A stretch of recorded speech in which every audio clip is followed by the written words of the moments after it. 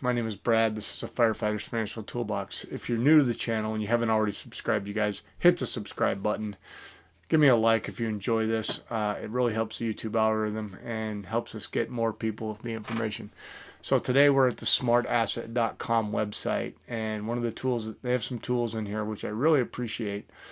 But one of them in the retirement section is the tax friendliness per state calculator. Now, today we're going to talk about a few reasons why I do not plan on retiring in Oregon. Now, first of all, let me say that I've worked my whole adult life after the military in Oregon, and it's a great place to live. There's lots of things to do if you like outdoors, any kind of outdoor sports, snow sports, hiking, fishing, all that kind of stuff is great. But the tax situation is a little bit out of control. So we're going to go through and we're going to put some real world numbers in, and we're going to make a comparison with Oregon, Nevada, and Arizona. My wife and I both know that we want to retire to a warmer climate with more sun. We're done with the rain as well. Now, the rain keeps the place green here, but it gets really old over a winter time. So I'm going to put some semi-real world numbers in here. The nice thing is it allows you to add a pension, which I will have. And so anyway, we're going to put in some numbers, and I'm going to see how they work out. So my wife is 3 years older than me.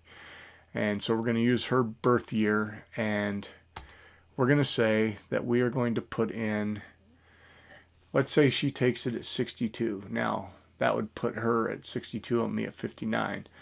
And let's see what it looks like when we start worrying about it. So if she took it at 62, we've estimated that she would get $12,000 a year.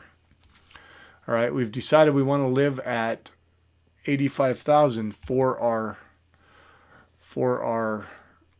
lifestyle that we have. So that's going to make us go up to, now I'm going on the assumption I'm going to make $35,000 a year in my pension. That's probably pretty close. I don't know for sure, but I'm ballparking it here.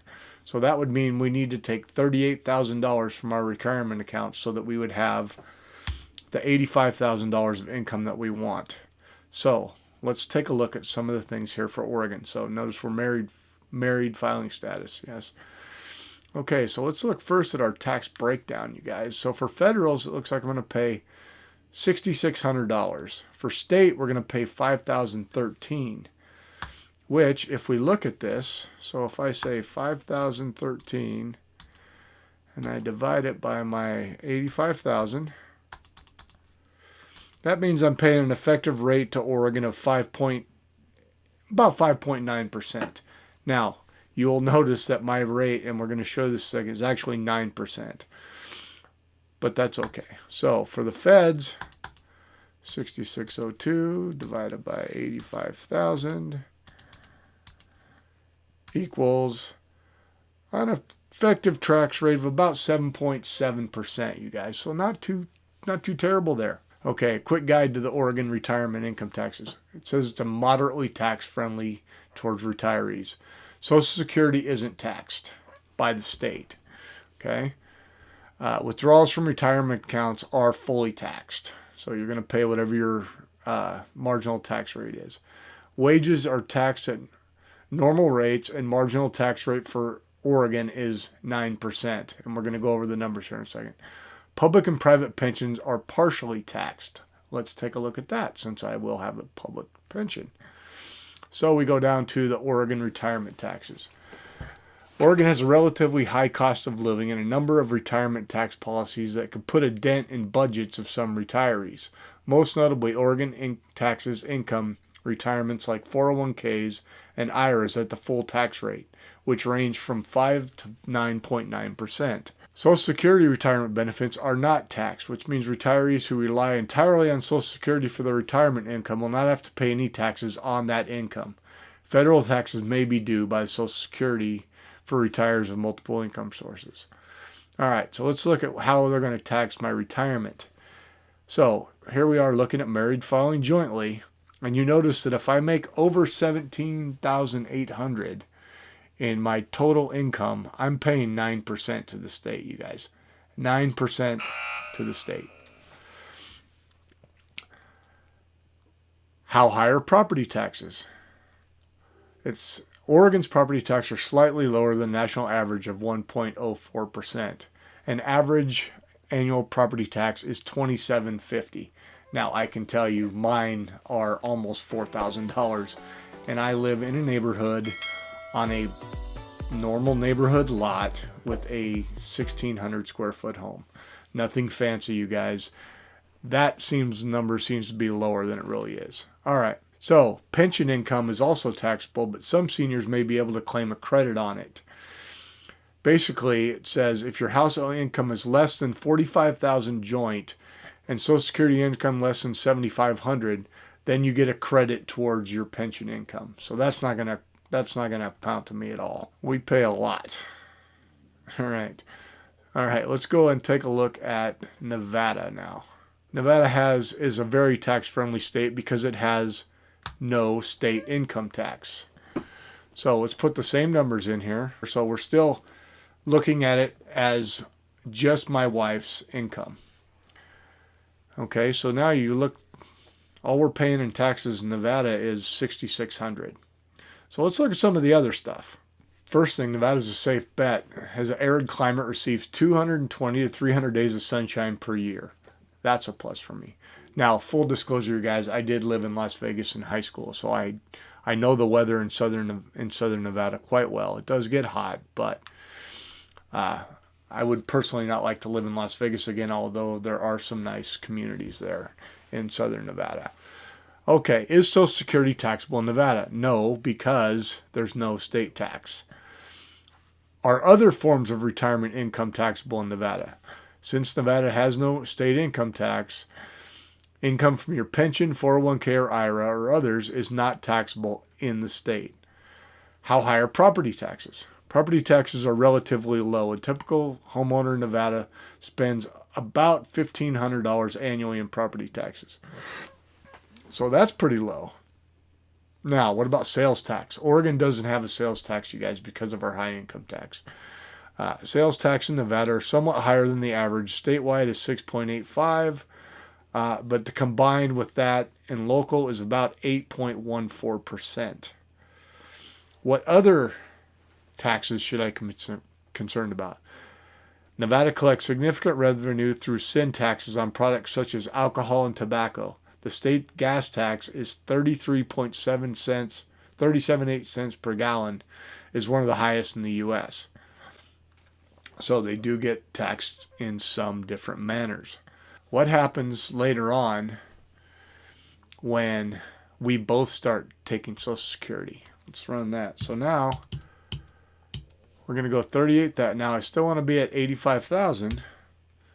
So now I don't need to take as much out of I don't have to take as much out of here, right? I can take 20,000 out of my retirement income, right? And I still have my 85,000. Now these are based on today's dollars, you guys, right?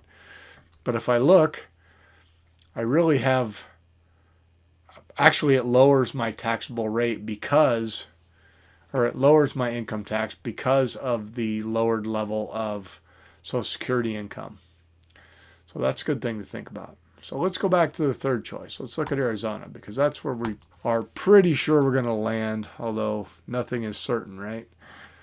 Until we actually get there. Now, Arizona, as we see here, is in the moderately tax-friendly. So let's go back to what we started with. Here at 12,000 for 85. Okay. So again, we have one Social Security income coming, 12,000 for my wife, 38,000 out of my 401k/457, and $35,000 for my pension. So notice we do have some state tax here. All right. So going back to our numbers, we know that we're paying 6602 divided by 85,000. So federally, we're paying about 7.7%. So to the state, 1117 divided by 85,000. Okay, so we're paying an effective rate of about 1.3% to the state, you guys. Now it says here that your marginal state tax is 2.59, but I'm doing the effective on this.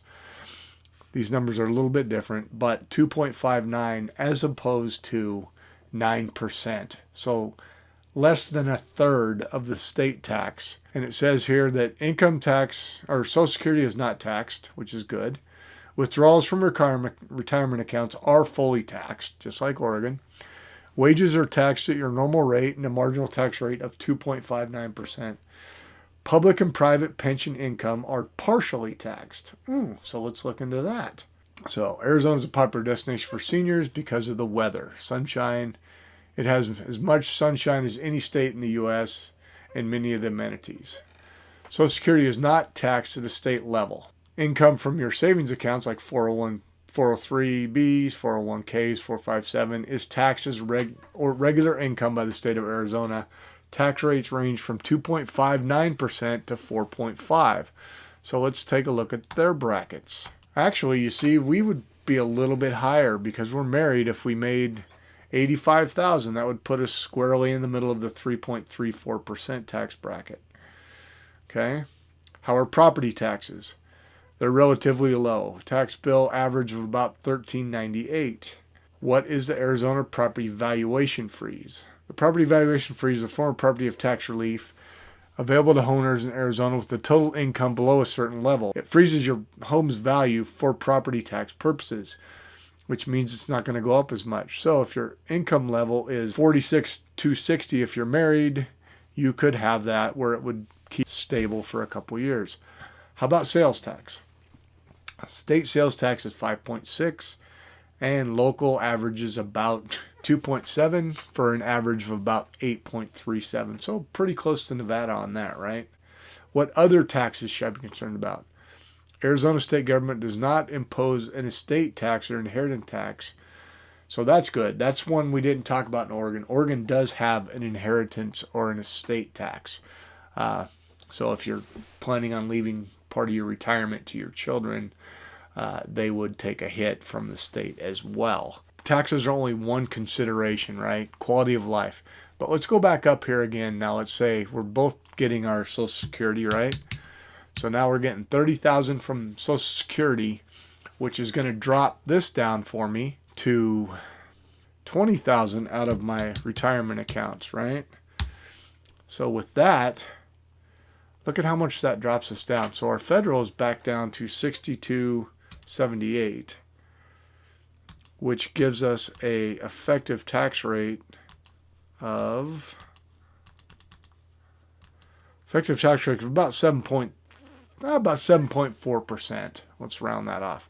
Now for the state, it gets even better. Now we're talking, because they don't tax the Social Security and the other things, I'm paying less than 1% to the state, about 0.7% for an effective tax rate, you guys. $650 in state taxes. That's important when we get later on in life, as far as, and I would like to see, let's see what it would be if I died. Okay, my wife would still get that, but let's say what happens when it goes to single. Now you see it does about double in the taxes she would have to pay, making that about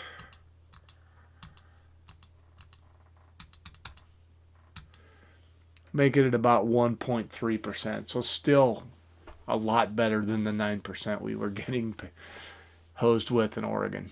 If you are considering retiring to a different location, this is a great tool. It's free online. You can look at all 50 states. In fact, on the first page, I really like that it breaks them down for you. And by color, you can tell. The darker the color, the more tax-friendly they are.